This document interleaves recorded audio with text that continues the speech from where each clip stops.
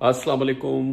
वाज़ेह तौर पे लग रहा है कि अल्लाह ताला की मदद शामिल हाल है। एक और बहुत ही अच्छी खबर आई, अचानक आई है। हंगरी की कंपनी मॉल ने अब से थोड़ी देर कबल ऐलान किया है कि पाकिस्तान के केपी में टल के मकाम पर उसे तेल और गैस के वाफिर ज़खायर मिले हैं।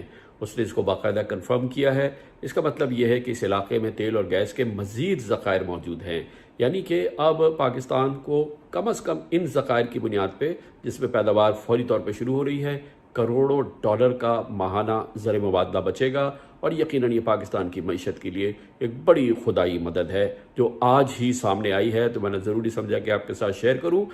और इसके साथ ही एक और बड़ी अच्छी खबर, जैसा कि मैंने कल आपसे जिक्र किया था, वज़ीर-ए-आज़म इमरान खान के साथ chief of army staff general Qamar Javed Bajwa, बल्कि सुप्रीम कोर्ट ऑफ पाकिस्तान के चीफ जस्टिस ऑफ पाकिस्तान जनाब जस्टिस गुलजार अहमद पाकिस्तानी मईशत को आगे बढ़ाने के लिए, उसको मजबूत बुनियाद पर खड़ा कर देने के लिए हमतन गोश हैं। और भरपूर एक सिंक्रोनाइज्ड एफर्ट है जो कि जारी है पाकिस्तान में इस वक्त अल्लाह के फजल से। और इसी के हमने आज नतीजा देखा।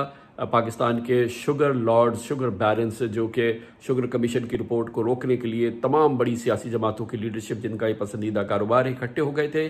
आज उनको इबरतनाक शिकस्त हुई। सुप्रीम कोर्ट ऑफ पाकिस्तान ने कहा कि शुगर कमीशन की रिपोर्ट पर तमाम हुकूमती तहकीक़ात जारी रहें, और इस तरह से इन शुगर बैरन्स की ये कोशिश कि इस तहकीक़ात को रोका जाए, इसके लिए उन्होंने पाकिस्तान के महंगे तरीन लॉयर को हायर किया, उसके लिए एक प्राइवेट जहाज़ उसके लिए वक्फ कर दिया। आज उसको बहुत ही बड़ी शिकस्त हुई है, और ये पाकिस्तानियों के लिए, इमरान खान के लिए बड़ी कामयाबी है, क्योंकि बहरहाल क्रेडिट उनको जाता है कि उन्होंने इस काम की इब्तिदा की।